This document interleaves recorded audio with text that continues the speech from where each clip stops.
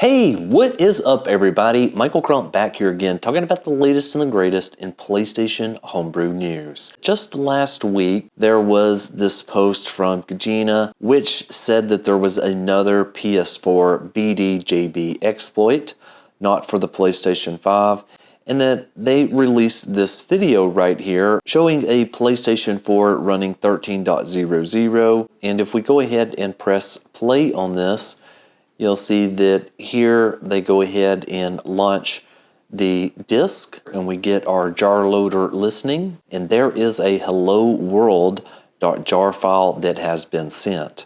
Now that hello world is simply just a userland exploit, so it hadn't been chained with a kernel exploit to give us something like GoldHEN. Well, it looks like all of that is coming true, because there was this recent post that said first ever 13.00 jailbreak, and we can see that 13.00 machine is now jailbroken and it is running a version of GoldHEN, which we do not have right now, but they had 2.4 B18.8. Again, 18.7 is the latest version that is out. Now they do state here, thanks to the GoldHEN team for getting Poopsploit working on 13.00, so there is no doubt whatsoever what they used for the kernel exploit. Some credits to several of these people. Now I do want to let you know that on 13.02, even though the userland version of this does work, we currently do not have a kernel exploit for 13.02. And the other thing to keep in mind is that, again, this one we are going to have to wait for disclosure from Sony. But I do think that it is very safe to say that if you do have a 13.00 PS4, you will be getting a jailbreak for it, at least at one point. So we're going to have to see how this all develops. Obviously, I've stated my thoughts on how I think it would be very cool if we would be able to run like a GoldHEN on the very latest official firmware, and it really doesn't look like we're getting too far away from that actually happening. Next up, I know there's a lot of folks that have been enjoying the recent PS4 jailbreak that affects up to 12.52, and we've seen various different loaders come out.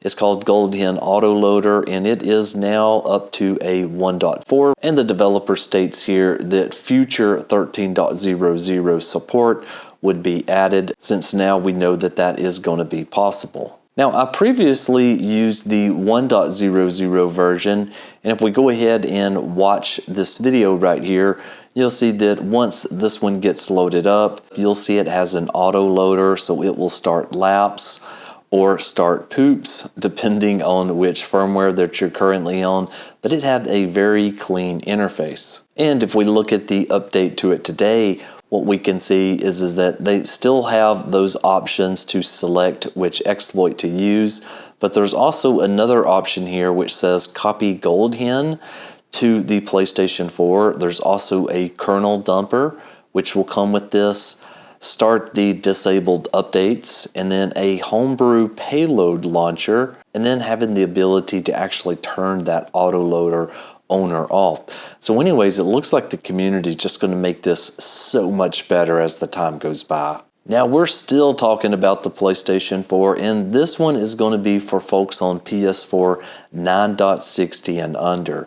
There is a Karo host for PlayStation 4, and this one is nice because it comes with 2 new PSFree plus Lapse host with the latest version of GoldHEN. And again, this is only going to be for those of you that are running a PlayStation 4 firmware 7.02 to 9.60. So from here, you'll just need to go to these URLs, depending on which one that you pick, and you'll be able to get jailbroken without using a disk, which is what we're kind of stuck with some of those higher firmwares.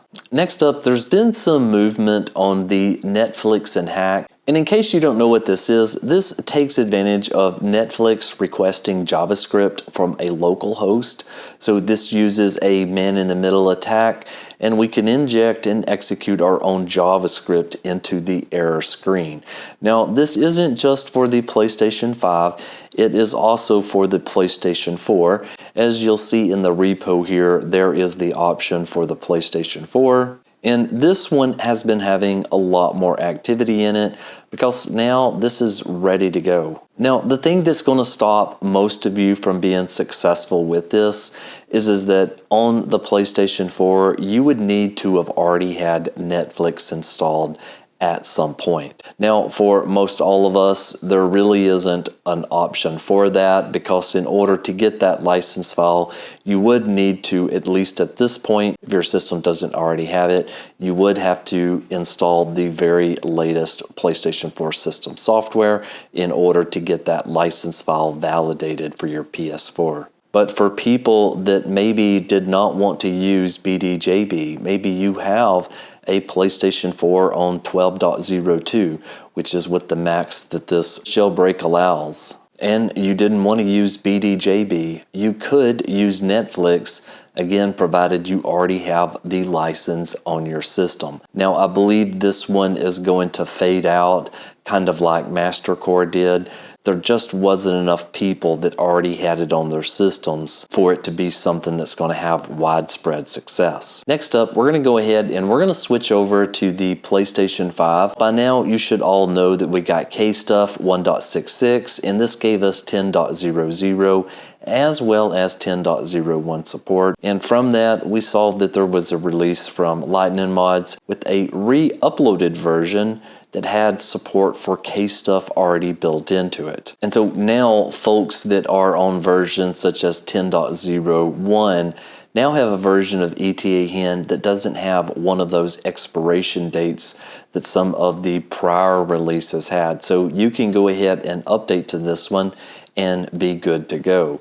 Now, with this update to ETA-HEN, you obviously want to come in here and download the very latest Items Flow Game Manager and keep those in sync. Now, with Kstuff coming out and obviously ETA-HEN being released for 10.0 and 10.01, we also saw that for MasterCore that also there was added in PS5 10.01 support. So again, those of you that do want to use MasterCore, which is a very tiny fraction, could do that since now that support has been added. Next up, I saw an interesting post over here by SonysNightmare, and it was, people on PS5 4.x, 5, or 6, are you planning to update 10? And the overwhelming answer here is that no. And as you can see, I voted no there, mainly because I was thinking of this in the terms of somebody that's only able to have one console. But if I only had one console, there's absolutely no way I would update to these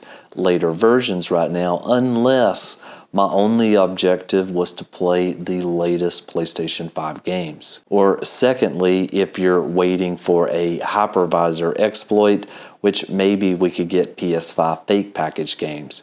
But we really don't know when any of that would come. It's just speculation at this point. And the last thing that I'll leave you with is that I noticed that Master over here on X posted that there's going to be some new backups that's coming out that you can just simply restore to. And so it looks like in that they will have you covered in a variety of ways by going ahead and pre-installing the YouTube app, as well as the save data for the Lua games, and then a PS5 host payloads, which this looked fairly interesting up here in this video. And that is basically, you would come to this page, you would enter the local URL, and here is a number of different payloads that you could just execute. So pretty cool and fun times coming. Okay, and so that is going to do it for this one. Thank you so very much for watching, and I'll see you on the next one.